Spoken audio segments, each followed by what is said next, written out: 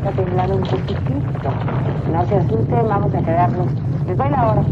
7 de la mañana, ay, Chihuahua, 7 de la mañana, 19 minutos, 42 segundos, tiempo del centro de México. El propósito de esta investigación es recopilar los datos que más podamos adquirir para exponerlos ante la clase, cuestionarse si lo que se ha hecho en el gobierno mexicano ha sido lo correcto, cómo afectó el no haber estado preparado para enfrentar un escenario de esa magnitud, qué nos ha enseñado y cómo hemos mejorado sobre las brigadas y equipos de rescate para actuar debidamente y, sobre todo, hacer conciencia de las acciones que hemos tomado y tomaremos en un futuro como comunidad para cuando esto vuelva a suceder. Porque para mal, aún no se puede calcular exactamente cuándo habrá un movimiento sísmico de la gravedad de los que abordaremos y tomarse con respeto dichas situaciones.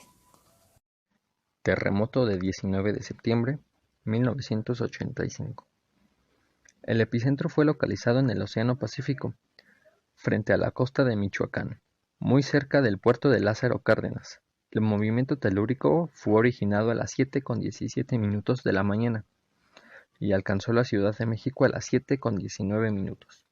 Esto según el Instituto de Geofísica en colaboración con el Instituto de Ingeniería de la Universidad Nacional Autónoma de México, publicado el 25 de septiembre de 1985, con una magnitud de 8.1 grados en la escala de Richter y una duración de aproximadamente 2 minutos, con un movimiento de tipo trepidatorio y oscilatorio a la vez, y registró una profundidad de 15.0 kilómetros bajo la corteza terrestre.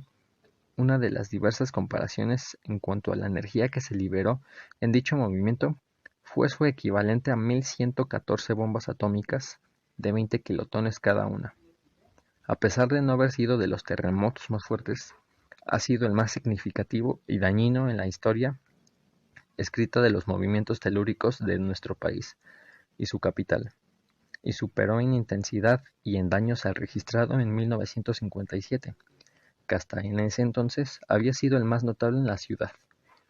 La réplica acontecida un día después, en la noche del 20 de septiembre, también tuvo gran repercusión para la capital, al colapsar estructuras reblandecidas un día antes.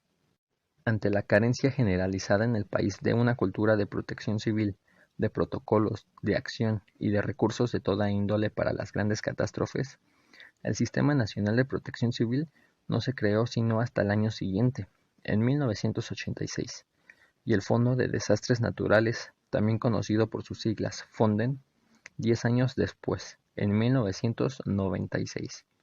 Y debido también a lo generalizado de la inacción y a la minimización de las consecuencias por parte del gobierno, encabezado a nivel federal por el entonces presidente Miguel de la Madrid Hurtado, la situación vivida en las 48 horas siguientes al sismo fue de un caos generalizado, que se palió considerablemente cuando la propia sociedad civil comenzó a autoorganizarse en las acciones de rescate y asistencia de las víctimas y los damnificados. Efectos en la Ciudad de México. En las zonas más afectadas se reportó un caos generalizado debido a los derrumbes, a la suspensión del transporte público, cortes a la circulación, víctimas que lograron escapar de los edificios colapsados, ciudadanía que se prestó a ayudar a las mismas, así como la movilización de cuerpos de emergencia. La cantidad de víctimas pudo ser peor, pero debido a la hora que incurrió el siniestro, mucha gente se encontraba despierta en el transporte público y no concentraba aún en sitios como escuelas y centros de trabajo. Consecuencias en México. Las consecuencias directas e indirectas del terremoto fueron de diversa índole y abarcaron un sinnúmero de aspectos tanto de la Ciudad de México como del propio país. El alto número de víctimas y de heridos, la remoción de escombros y los esfuerzos de toda índole para lograr lo que en ese entonces se denominó vuelta a la normalidad, el cambio del entorno urbano de diversas zonas de la Ciudad de México por la creación de nuevos inmuebles que reemplazaron a otros o que ampliaron los existentes, la creación de nuevos espacios públicos como parques, plazas y complejos de edificios en los espacios que dejaron las construcciones derrumbadas. La participación política de la ciudadanía, el surgimiento de grupos políticos y de organizaciones no gubernamentales, el cambio político que generó una mayor democratización de la capital del país en 1993, con la creación de la Asamblea de Representantes del Distrito Federal y la posibilidad de elegir a sus gobernantes en 1997, la modificación a nivel nacional de las legislaciones de construcción ya existentes, ajustadas a la realidad sísmica del país, y la creación de otras nuevas, tendentes a la cultura de prevención y de protección civil y de respuesta ante las grandes emergencias, además del desarrollo de la investigación de la prevención y estudio de la naturaleza sísmica en México. Antecedentes de 2017. Normalmente, el 19 de septiembre es un día especial para México. Lamentablemente lo es porque recordamos a las personas que fallecieron, y ese día se suele hacer un protocolo, y se guarda un minuto de silencio en forma de respeto a los que fueron víctimas de esta catástrofe. Días anteriores, exactamente el 7 de septiembre, se originó un movimiento sísmico identificado en Chiapas a 45.9 kilómetros de profundidad a las 23:49 horas. Dicho sismo se percibió en el centro y sureste de México, así como en Guatemala, Belice, El Salvador y Honduras. Es el terremoto más fuerte registrado en México, con 8.2 grados en la escala de Richter, desde el terremoto de Jalisco-Colima de 1932. Este sismo duró aproximadamente 3 minutos, y si bien no trajo consigo una gran tragedia, lamentablemente sí hubo víctimas. Se estima a día de hoy que fueron 100 muertos confirmados, por lo menos 900 heridos y más de 2.500.000 afectados. Terremoto del 19 de septiembre de 2017. En un día de lo más normal en México, padres de familia yendo por sus hijos a los centros educativos del turno matutino y del turno vespertino, preparándose para el comienzo de sus clases, trabajadores terminando sus jornadas laborales, otros más apenas dirigiéndose a sus centros de trabajo respectivo. Eran las 13 horas con 14 minutos cuando la República se volvía a sacudir a mano de un movimiento telúrico, ahora producido a 1 kilómetro de San Felipe Ayutla en el estado de Puebla, con 57.0 kilómetros de profundidad. La Ciudad de México fue la entidad que concentró el mayor número de víctimas mortales debido a su concentración de población y a la estructura del subsuelo, que amplifica las ondas sísmicas, debido a que la Ciudad de México se encuentra sobre el suelo fangoso de lo que alguna vez fue el lago Texcoco. Por primera vez desde la instalación de las alertas sísmicas en la ciudad, esta no sonó momentos antes para prevenir a la población y realizar las evacuaciones. La alarma se activó hasta pasados ya 11 segundos de iniciado el sismo, justo cuando las ondas alcanzaron a la ciudad, lo que no permitió evacuación completa. Esto se debió a la cercanía del epicentro a la Ciudad de México, separados por tan solo 120 kilómetros. Este temblor dejó cuantiosos daños en los estados del centro del país, a los que se estima la pérdida de entre 4.000 y 8.000 millones de dólares americanos. Similitudes y diferencias entre el sismo de 1985 y el 2017.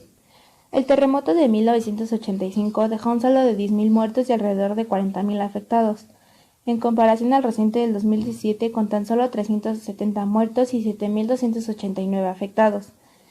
Para el terremoto de 1985, México no contaba con el equipo adecuado, tal es el caso de alertas sísmicas.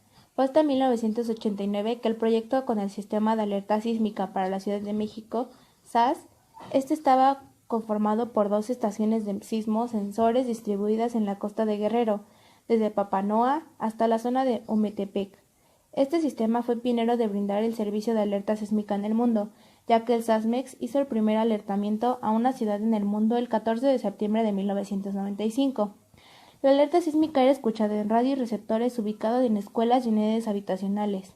Desde su desarrollo había funcionado correctamente. Sus sensores se encuentran por las zonas costeras y no dentro del territorio. No fue sino hasta el 19 de septiembre de 2017 que estuvo su primer fallo, emitiendo la alerta 11 segundos después de haber iniciado el movimiento. Por la misma razón no fue suficiente tiempo porque el epicentro estuvo bastante cerca de la Ciudad de México. El extranjero mostró solidaridad en ambas situaciones. Durante 1985, el entonces presidente de Cuba, Fidel Castro, fue uno de los primeros en ofrecer ayuda. Le siguieron los dirigentes de la ONU y los presidentes de Argentina, Colombia, Estados Unidos, España, Nicaragua y Venezuela. Y el tipo de ayuda recibida fue medicamentos, ropa y mantas, alimentos, equipo de rescate, herramientas, maquinaria y vehículos e instrumental médico. Durante el terremoto de 2017, Alemania ofreció 2 ingenieros estructuralistas, Argentina aportó kits de cocina, higiene, frazadas y pastillas potabilizadoras de agua, Bolivia donó toneladas de azúcar y toneladas de arroz. Canadá envió casas de campaña, Chile hizo llegar colchones, China aportó camas plegables. Notablemente en este último terremoto, el extranjero apoyó con más víveres y personas capacitadas a los códigos de construcción. Conclusiones. México es un país que se encuentra alrededor de varias placas tectónicas que constantemente se encuentran en movimiento. Es uno de los países con más actividad sísmica registrada anualmente. Lamentablemente a lo largo de nuestra historia hemos tenido que pasar por situaciones bastante difíciles. Tal es el caso del terremoto en 1985, con un mal gobierno, gente no capacitada para las brigadas, códigos y reglamentos escasos, el mismo pueblo trabajando en los rescates por la respuesta tardía del gobierno. Tomar conciencia de las situaciones que hemos atravesado y no tomarse un sismo o cualquier estado de alerta como un juego o sin importancia.